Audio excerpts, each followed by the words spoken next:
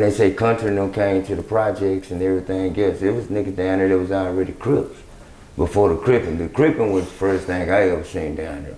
But they went down there with the banging shit. They were just here. They was just here hustling. They was here hustling. So this and that. The drug trade is basically when you saw the Crips first come. Yeah. But it wasn't no like you had blue flags hanging and all that. You might see a nigga with the hat on. So how you know they were Crips then, Blow? Because another nigga told you. You are now tuned into the Bob Report. We don't say action over here. We back with another episode of the Bob Report. And this time we got the world famous Joe Blow. How you doing, brother Joe Blow? I'm doing all right. But, Joe Blow dead. He got left in Joe the pen. Joe Blow dead? Yeah, he got left in the pen. He got left in the penitentiary? Yeah. Blow, it's a few people probably have seen you before on the internet. You don't really be on the internet doing too many interviews, but you the guy behind the scenes that make a lot of things happen. But before that, like before now, you saying Joe Blow is gone, he got left in the pen. Where are you from, Blow? I'm from Fort Worth, Texas. You're from Fort Worth, Texas. You know what I'm saying? I was born in Stop 6 in the Edgewood. My great aunt, Aunt Bert, she was the one they named the Bertha Collins Recreation Center after. Okay. My granddaddy, he was a sheriff. His name was Robert Knox. They called him Bob. We all stayed on Edgewood.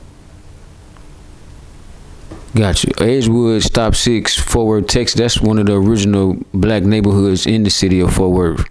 Correct, Blow? Yeah. Okay. What was it like coming up in Stop 6 back then? Or how long were you in Stop 6? My old man always stayed on Andrew. My pops, he always stayed on my granddaddy. We still got that house right to this day. My mama was more of an independent woman. You know what I'm saying? She worked from job to job. Wherever she moved, we moved with her. Wherever mama went to, we went to. We stayed just about everywhere because that's what it was back in the 70s and the 80s. Right. You know what I'm saying?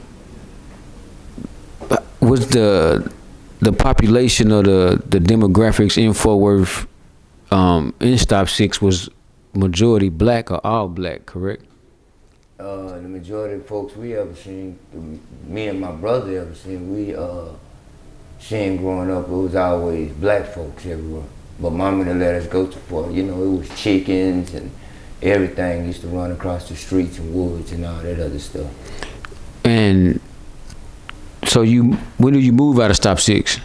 My mama started her journey about like in the 80s.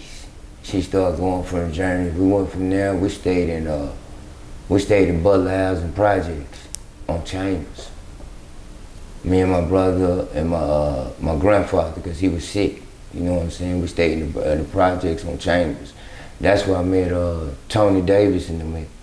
Me and Tony Davis was, we grew up together. Tony doing a life sentence for killing the police in Oakland Park. You know what I'm saying? So after the Butler Housing Projects, you moved to Meadowbrook? Nah, we didn't move to Meadowbrook. Then my mama moved. She wasn't the first person.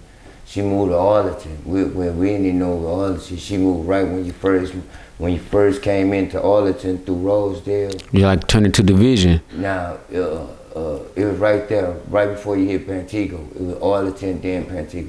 Gotcha. She moved right there. Gotcha. But she didn't stay there, we stayed there for a little bit, probably back to like 82, 83.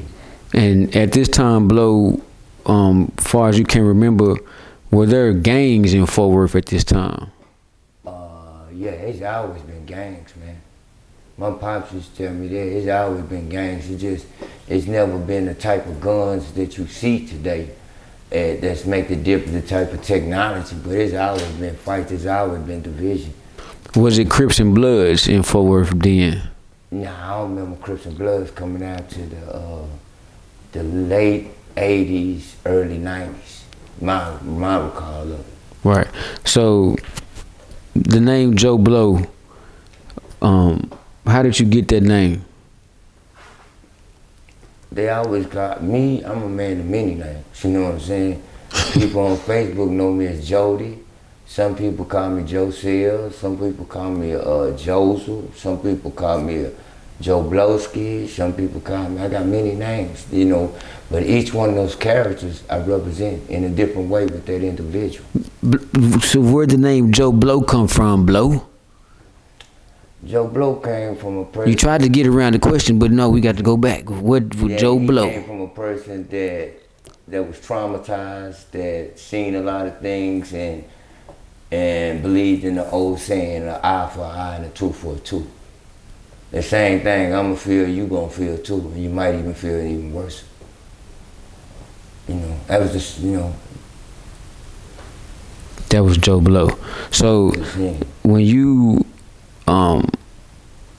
when the gangs hit Fort Worth, what were you doing at this time, Blow? When the gangs hit Fort Worth, I was still a youngster, man. I was, being honest with you, I was hustling, man. You know what I'm saying? I used to, me and my nigga, we used to go to the South Side and buy a winning quarter and cut a winning quarter, make 7 dimes and take that. What's a winning quarter? That's when crack came out. Okay. You know what I'm saying? About like 85. We used to go 85, buy a winning quarter, go to winning 50s. You go to the South Side and get it. So at this time, you were on the East Side. Yeah, I'm on the East, but I'm catching the bus with my partners. My partner named, old nigga named Dwayne Hawkins. He was out South Side. He used to be down on Bessie. And so we used to go out through there and scope, you know what I'm saying? Come back, win, get scored. Then I didn't know what I was doing, you know, but at the point about it, I got tired of seeing my mama struggle. I hustled for my mama. I got tired of her seeing her go to work, working too hard, 2 days, 2 shifts. We too young to get anything. You know what I'm saying? Right. To make sure she didn't like what we did. She didn't like what I'm doing. You know what I'm saying? She didn't never approve of that. How young were you, Blow? When I started, I was like probably about 12 years old. 12. When you started hustling? Started hustling. At this time, so you know, Fort Worth is also known, a lot of major drug kingpins came from Fort Worth, right? So at this time, when you started hustling, Blow, we might have had Billy Ray, Bobby Wayne Reed, the Douglas family, and probably a few. I forgot the other guy name from Meadowbrook. I think one of his sons played in the NFL, but that's what was going on out here. What was the city like then compared to the when the gangs hit? The city, to me, the city was really, back then to me, the city really lived under the real code. Right. You know, and everybody say they got a code, but the real code is, and you wouldn't have to never worry about anything in life, is mind your own business. You mind your own business. You mind your own business, you ain't got to worry about a person telling on you, you ain't got to worry about a person doing anything to you. And if you mind your own business, you ain't going to have no problem. But we can't seem to do that. We can't mind our own business. Back then, people mind their own business. There was really no snitching. No, it's always been snitching. It's always been snitching. Snitching since Judas time, man. It's always been snitching. It's just that a person who snitches back then, to me, you was a so-called snitch or whatever. A nigga killed you, or your family, or a family member. We took on that Italian boy. We was talking about the mafia. So we were gonna do whatever the Italian boy said on TV. So we took out the mafia movies, the movies that made, developed the mind concept of being a gangster. Right. The east side of Fort Worth, Joe Blow, 12, 13 years old, and you hustling, you seeing these guys make all this money. you was doing it for your mom. Nah, she didn't approve of it. I was doing it so she what's the name? She didn't have to. I didn't want to see my mama struggle. Right. That's 100%. it. But I can say all that. I didn't want to see her go through the hard times. But you know, people don't know what it's like. You waking up, you eating egg sandwich at breakfast, egg sandwich for dinner, egg sandwich at nighttime. You trying to do this. Mama going to work, me and brother sneaking out and shit. You know what I'm saying? People don't know what it's like. You know, when your water turned off, you going next door, running the water hose to get this turned on, filling the bathtub with hot water and all that other stuff. Nah, man, they don't know what that's like. Some do. So when you see your mama going to work and everything, and most of my partners, they were going through the same shit that I was going through. So that's why, you know, they were hustling. If my mama asked for it, I'm gonna try to be able to give it to her. I wasn't thinking about no jail back then. With you being so young, how did you develop the skills, or how did you know how to do what you were doing in order to provide for your family at such a young age? Shut up and listen. Listen to the elders. When the elders speak, you know, because they done been through it before. Nothing, you know, we might think it's something new, but it ain't new. Look at all the people that you see hustling and doing all that. What are here today? Fuck the has been. Where are you at right now? That's the history. Where you at right now? And that's what made me do what I got. I shut up and listen. I don't give a fuck what nobody else say. I know who I was. Okay, when the gangs hit Fort Worth, BLO, you said you was hustling at the time, correct? Yeah, when guys hit. When did it switch from being this gambling, hustling town to this gang bang, Crip blood city? Well, they mostly came, you know, with the, from what I seen, with the Debo. When you on my side, nigga, you ain't finna hustle. Niggas start getting money from different places. You ain't from rural, you can't come over here and hustle. Niggas really start secting out their own territory in life. You knew if you go over here, you was dealing with this. You knew if you go over here, you was dealing with this. Do you remember when any California cats came to Fort Worth, and how was that? I remember the California cats, you know, I can't think. I remember country, I ain't really know country that good. But when country, and they say country, no came down there to the, Yeah. I knew when they say country, no came to the projects and everything else, there was niggas down there that was already Crips. Before the Crippin'. The Crippin' was the first thing I ever seen down there. But they went down there with the banging shit. They were just here. They was just here hustling. They was here hustling. So no this and that. the drug trade is basically when you saw the Crips first come. Yeah. But it wasn't no like you had blue flags hanging and all. You might see a nigga with the hat on. So how you know they were Crips then, BLO? Because another nigga told you. He said, man, them niggas Crips and shit. Nigga don't know what that shit is. Nigga, we like 13, 14 years old, 13 years old. Nigga don't know what this is. What they talking about, it wasn't nothing. You know, that's what they use, that's what they use. You know, nigga trying to get some money. Right. Money was good back then. Gas wasn't high. Money $1,500, $2,000, man, you got a bankroll. At 13, 14? Yeah. Right. So it's safe to say that a part of the gang culture that was in Fort Worth came from California guys moving to Fort Worth by way of the drug trade. But you still didn't see any. To me, as far as the Crippin' and Blood, but right. you always had niggas on the south side. You had that Polo Boys, Bessie Street Players, K9 Posse, right. All that. You had all that. You had all that stuff that was already right here. You had niggas in Woodhaven. You had niggas everywhere, from the Oaks to everywhere. You had niggas everywhere. Eastwood. You know what I'm saying? What the gang life did, it brought the separation. The business part, for us, the business part, it brought the separation. And then once the separation, when all the blood started shedding, because this was the babies that seen the war with us, so now when the blood started shedding, now it's a different thing. So when you said the first gangs that you saw in Fort Worth were Crips, when did the Bloods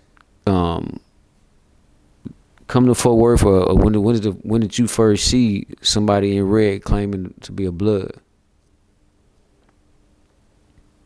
The Bloods came and shit, I'ma say, when I started seeing the Bloods, they was about like 80, about like 88, 89, 90, 91. You know what I'm saying? 90, 91. You know what I'm saying? No, it probably before that. Cause you had Lil Dave, Big Dog. You know, you got a bunch, Trent. They were already, those guys were already Bloods. Yeah, from what I heard, you know what I'm saying? My partner Lil Lick used to go and fuck with a Trail. Trail doing a 30-year sentence right now. I swear, Trail got 60. Trail doing a 60-year sentence right now. You know what I'm saying? So when Lil Lick came back and told us, but that didn't make us be no Bloods. You know, we weren't no Bloods. You know, we just young niggas steady getting some money. Right. What we now when the other little young nigga you just seen out of that damn fool, yeah, he was with it then. Him and Sue Woo, they were with it. You know what I'm saying? They were our partners and stuff. You know, they were with it, but they were younger than us. You know what I'm saying? Then when we had what made the Bloods when we had a shootout with Twin and them. Algie and them brother, 4 Trey Gangsta Mode, Lil Twin, DeAndre. When me and DeAndre had to shoot out, we had to shoot out in Winn-Dixie parking lot, and Copperhead, you know what I'm saying, rest in peace, they say. Copperhead shot Trail in them in the mouth with Tony and them. And that's when me and Tony Davis, the boy I grew up, that's when we all separated. When blood shed. So at this time, were you in a gang? When we had to shoot out with them, Yeah. that's what made Reach Yoke. That's what made Richard C. Yoke Bloods. That incident. That incident. So after that incident, what happened? Like, what did you do? Like, what was it? Oh, it was war between us and them, us and Monaco. The LCP group, it was wars between us two. If you look it up, they got a whole writing in the paper clipping on it. You know what I'm saying? 92 shootout. Where is a Winn-Dixie parking lot. So the ROB, the Richard C. Yoke Bloods, came from y'all having a shootout with some Crips. Right. Did they wasn't shooting at y'all because y'all were Bloods, because I weren't Bloods at the time, correct? Yeah, correct. So what made you, instead of just keeping it how it was, what made you decide to start ROB? Because remember I told you from the get-go, at that time it was an eye for an eye and tooth for tooth. And I didn't start ROB. I was just a member. I didn't start it. We all started together. Y'all started together? Yeah, it wasn't no person. It's no bigger me, no bigger you. No bigger me, no bigger you. That's why you don't hear none of us. None of us claim no OG title. Right. You know what I'm saying? Niggas say, oh, you an OG. Ain't no OG. OG gotta give back to the neighborhood. OG gotta feed the family. OG gotta do this. Well, you do that. But I ain't no OG. Because I'm following somebody else. Who, God? God and what I done seen before. Because I know what it's like to be there. Right. Right. I don't claim OG on nothing. Okay, so the shootout happens, the ROB is started by all of y'all. Right, because we met Pokey, William Green. Pokey fired was Hoover. Me and Pokey, our little partner. Pokey came to us, Pokey say, man, twin them say, y'all Bloods, man, y'all Bloods. I said, man, you tell Twin now that it's my nigga. No, this is Kenpo. Many born in Kenpo. You know what I'm saying? Say you tell Twin and them, we'll be whatever they want us to be. You know what I'm saying? And boom, went back to say, man, they talking about this and that right here. Boom, boom. Say, okay, shit, we gonna be that. We gonna be whatever they want us to be. We ain't know nothing about it, nothing but we only have beef with them. Right. We had beef with them in the South. We didn't know we could, but in the process, we learning because we getting into it with Crip niggas, we getting into it with Crips from everywhere. But see, when we start getting into it with Crips from everywhere, that's when Truman came. Zoe and them pulled up, Manchester, Zoe, there's a lot of them pulled up, and that's when Truman and Richie Oaks hooked up. And with Fort Worth at this time, Blow, would you call it a Crip city? It was Crips everywhere. Yeah, nah, it wasn't no, they may have been there everywhere. If that's the case, they everywhere, they would still been there. Right. You know what I'm saying? Nah, it wasn't it. Nah, it wasn't everywhere, nah. They may have been there, some may be affiliate. See, like, you had some Crips over here that you could say, nigga, these niggas ain't no Crips. They ain't no solid five Crips. Right. Because Crips at that time, Crips and Bloods didn't kick it. Right. Crips and Bloods went around you, nigga, your family, or your relative was a Crip, nigga, and you got a Blood, nigga, them Blood niggas finna get on his ass. You know, I won't really know you finna see no Crips and Bloods together. It's a few Crip niggas that came over there. Like the Twins now, them niggas, some of us, a lot of them, man.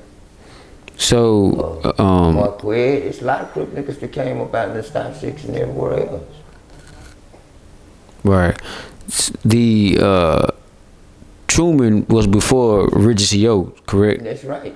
And why not, when Regency Oaks was started, y'all didn't pick up a blood set out of California. Y'all had your own thing. No, everything was right here was gonna be from right here.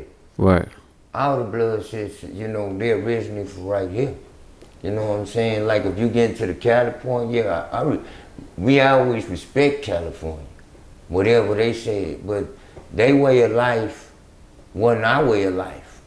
Right. There's a bunch of them. You got Big Vic from Crenshaw Mafia, you got a lot of them, but they more than welcome to come here.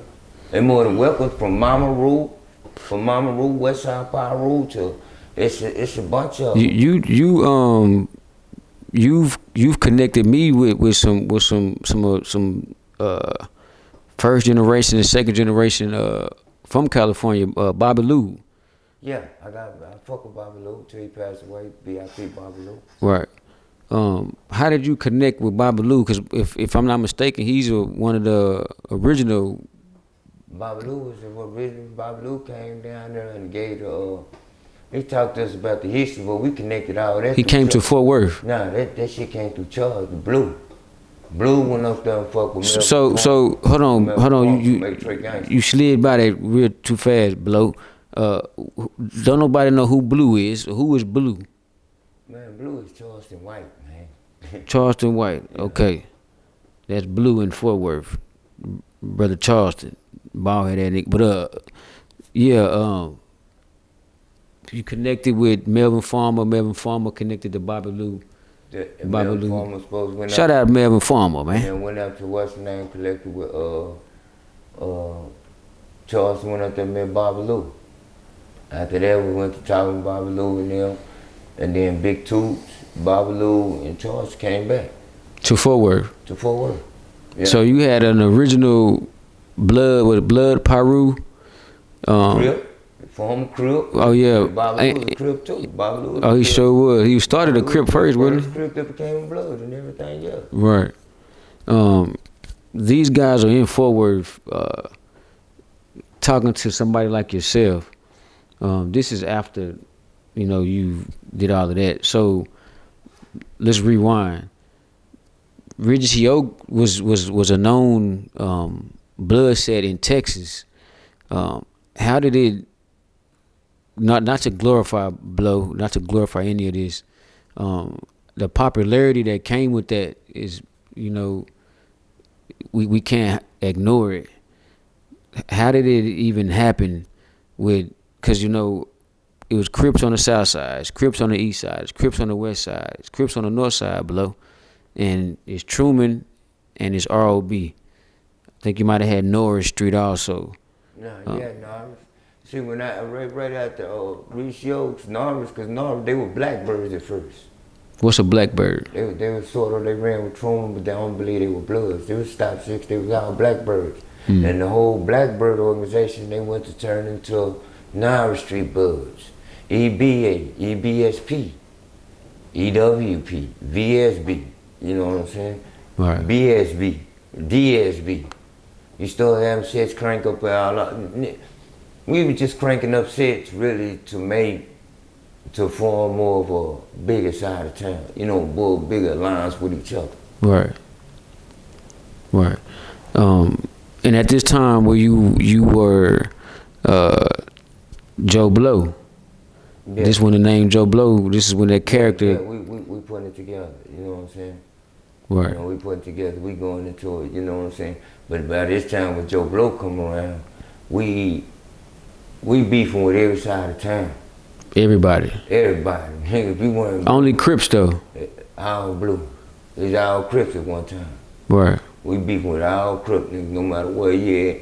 Like. So you were out here, blame me to cut you off. You were out here below when it was really going on. Yeah. But you gotta remember everything we talk about, I was a teenager. For sure.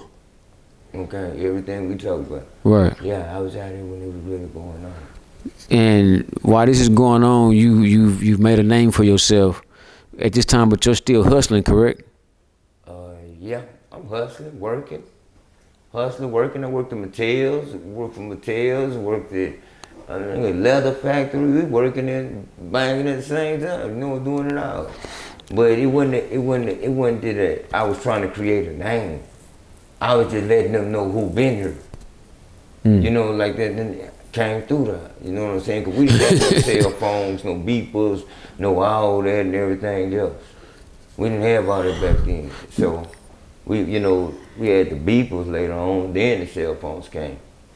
There's a myth. It's a I think it's folklore. I don't believe it.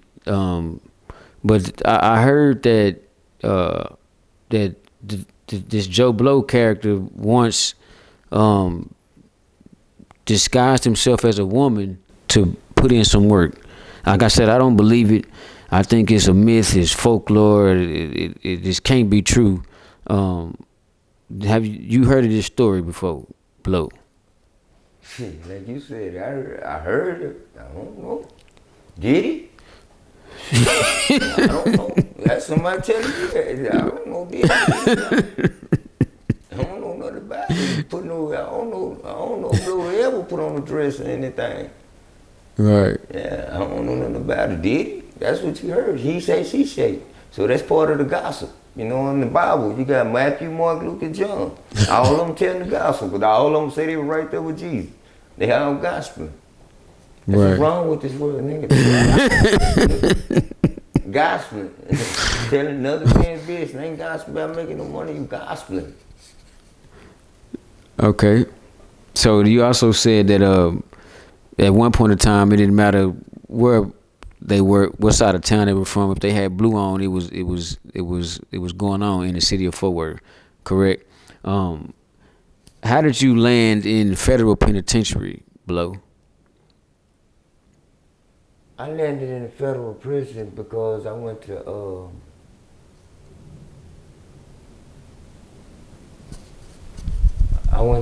more like, you know, I just didn't know I was fucking with federal shit. You know what I'm saying? More like getting it, this and that. You know, making some money, you know what I'm saying?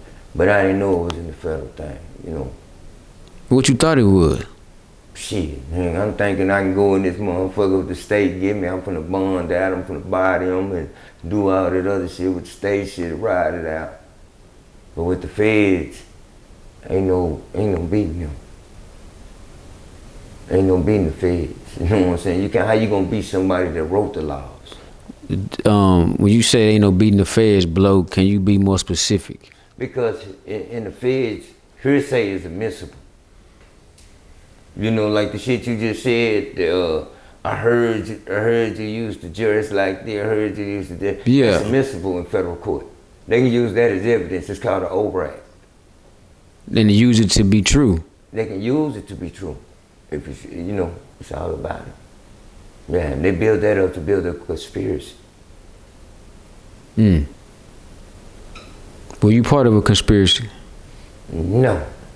No. I'm part of four individuals that sold drugs and all this other shit. You know what I'm saying? Like, it was conspiracy at first, but then they dropped the conspiracy because then nobody go to trial with it. How long were you? So you went straight to the feds. You didn't go to nowhere else before that. Nah, we went to the feds, straight to the feds, right there behind ODY. How long were you incarcerated, BLO? I did 10.5 years. Straight, Day for day. when you got to prison, to the federal penitentiary, how was that? Were you still a blood? Man, you see them birthmarks? You see them birthmarks? For babies? Nah, them birthmarks. You asking me a question, was I still this, was I still that? Right. You see them birthmarks? Yeah, I can see him. What does it say? What does it say? Joe BLO, we say blood. Nah, you see, and you get close. Yeah, get close. It said Joe BLO blood at the bottom. Says Joe BLO for life, blood. Oh yeah, oh now I see what it is. Yeah, I see what it is now. Birthmarks. Right, them just birthmarks. hide them? Right. So in the federal penitentiary, how does that go? Is it Crip blood cars, Texas cars? Like how was that? You had all kind of cars. You had the Texas car. You had the Texas car, California car, Louisiana car, DC car. So We got a bunch of cars, GD cars. Were there still Crips and Bloods inside of these Texas cars and California cars? Nah. So that's gone. If you was in one Texas car, one Texas car, they would call it family organization. You can't be no crippled blood in that organization. Oh man, you can't be no crippled blood in that organization because Right. they stand on a lot of principles and codes and rules and guidance that's gonna make you a better person in life. Do that even fly in the federal penitentiary, Crips and Bloods? Oh yeah. Yeah. Yeah, but you got see the thing about it, you got some bloods that won't accept no what, if you ain't from the land, they won't accept you. They won't accept no nigga cause that nigga he ain't from Cali. So if he ain't from California, You ain't no blood to them. You got some that say nigga bloods and Pyrus, niggas don't get along. But the ones I fuck with, and they like shit, niggas do paperwork check and all that up. Nah, we all got accepted. From Rat from the Jungles, Big E, Lil Gizmo, it was a bunch of them, man. From one some rolling 20 West Side, the blood car stuck together. We all stuck together. Real talk. Now, me being from Texas and that Texas family, oh yeah, they stuck together, so they never ever bumped heads. You know what I'm saying? They never bumped heads with that. You know what I'm saying? So when do you snap out of the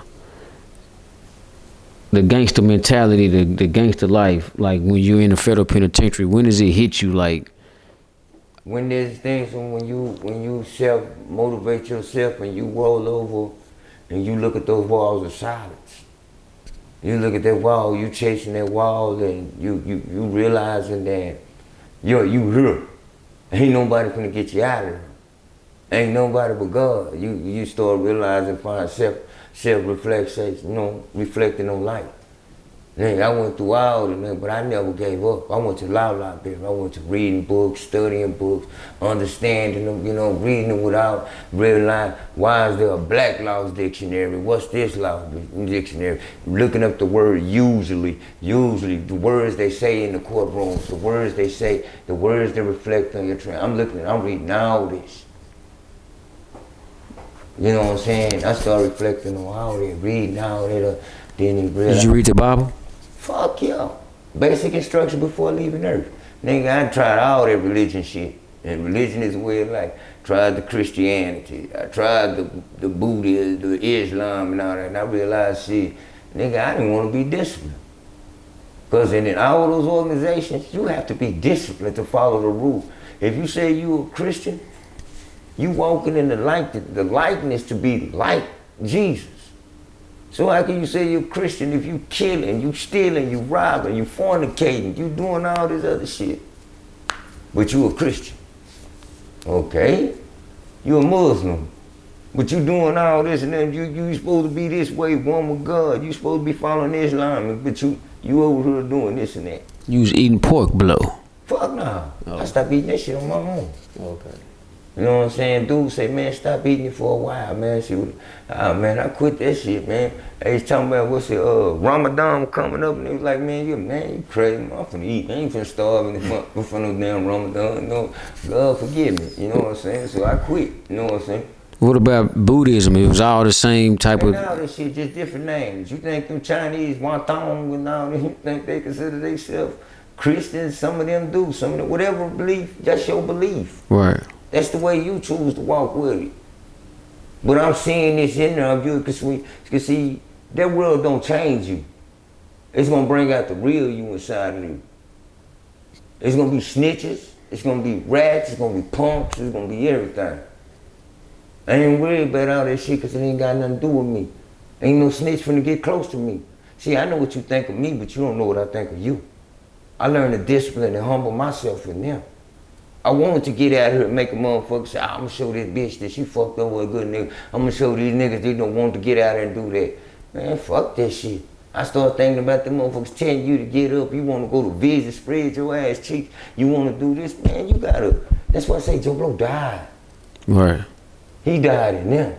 Now, the image, they might see, oh, yeah, this, oh, Blow do this and Blow did that. Nigga, you talking about a nigga that was 15, 16 years old, 17 years old, that thought he was grown. But he was loyal to everybody. See, my word is bond, man. My word has always been loyal. I can sit down with any nigga and any type of thing, and we could discuss anything. We could talk about it and everything else.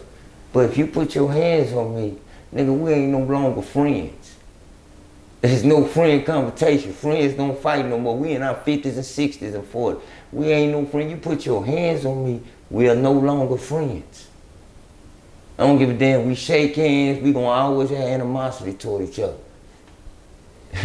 If we not talking about growing, nigga, you ain't got nothing to talk to me about. Right. So you're in a federal penitentiary. You're reading books. You're experiencing different types of religions. What year did it hit you that this is how that? What year did Joe Blow actually die in prison? What part of your prison sentence? When the motherfuckers told me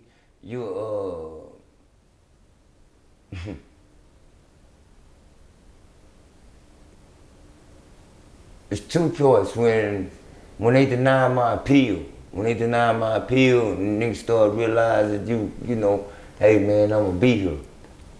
And when I seen my partner, when I seen Weezy mama die, and the way Weezy and them did, and Tuna, Big Kent, when I seen the way they took it when they mama died and they was locked up, and they didn't get to go see their mama, and Lil Kushum, his brother got killed right across, and I seen, you know, man, you start thinking, you start appreciating, you never appreciate nothing till it's gone.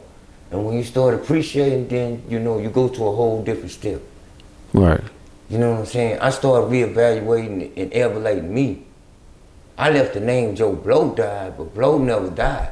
I always kept my mind on freedom. regardless of what I had to do. You could lock me up physically, but you can't lock me up mentally. I used to get up and go eat all 3 meals a day, and I throw the shit away. If I'm in here, I'm gonna do something, you know. I'm gonna make them spend their money too. Right. I throw the shit away or give it away. Somebody hungry that want it. You said earlier that prison doesn't change you, so you developed the discipline that you have by yourself. It wasn't from prison. Yeah, everything I do is recognized in the Creator. The Creator showed me a way. You know, it's just like when Joseph was in prison. What the key thing is, what did I learn while I was in prison? What did I learn while I was in prison? I learned how to develop discipline. I learned how to develop patience. I learned how to develop seeing something I may not see, knowing how to control my feelings, knowing how to control my emotions, because my emotions control my action control my destiny. I learned all that from self-discipline and watching men tell the other, you know, hey man, you know, do you want to be in here like this? Do you want to be in here for the guys in prison that was putting yeah, like the elders. Okay, the elders. I always hung around the elderly circle. Weasel. Brother Weasel. Yes, sir. Okay, shout out Weasel. When you get ready to leave the federal penitentiary, you already had in your mind what you were going to be doing when you got out. Man, I thought I had in my mind. I thought of people, you know, I got there thinking, motherfucker gonna have, hey, here you go, nigga gonna chunk me something, nigga gonna give me this, nigga gonna help me out, nigga gonna, but when you get out and you see people really, man, people out here really actually struggling till you really get out and see the world for yourself. Right. You feel like people owe you, but don't nobody owe you a motherfucking thing. You owe it to yourself. You gotta get up every day, work and all this other shit. And at that time, I got out, I was married and everything else. Married before you got out? Yeah. I told my ex-wife, I said, man, it wasn't, she was more like, if you get out of here, you ain't gonna be with me this amount of time, you ain't gonna do this, they say penitentiary. I said, I ain't know, I'm a different type penitentiary.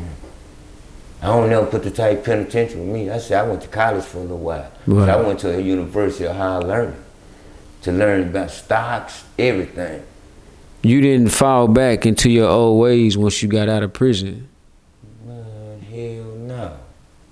Shit, I know what these niggas gonna do. Niggas gonna bust your head wide open. Right. I told you they gonna bust your head wide open. Ain't nobody finna do no time. Right.